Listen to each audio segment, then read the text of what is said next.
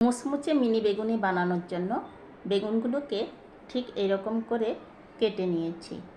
তারপর বেগুনগুলো ছেলে নিয়ে লবণ, মরিচের গুঁড়ো, হলুদের গুঁড়ো, গরম মশলা, বেকিং সোডা, কর্নফ্লাওয়ার আর সামান্য জিরার গুঁড়ো দিয়ে দিব। জল একবারেই দিব না, অল্প অল্প করে জল দিয়ে ভালো করে মিশিয়ে নিয়ে ঠিক এইরকম একটি ঘন ব্যাটার তৈরি করে নিব।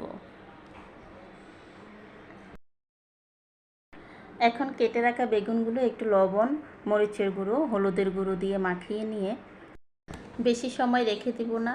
বেশি সময় রেখে দিলে বেগুন থেকে জল উঠে আসবে।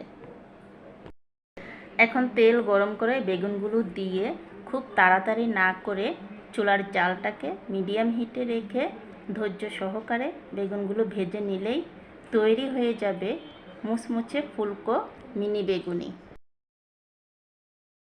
বেগুনিগুলো দেখতে ঠিক এইরকম হয়েছে। এই বেগুনি খেতে কিন্তু খুব টেস্টি হয়।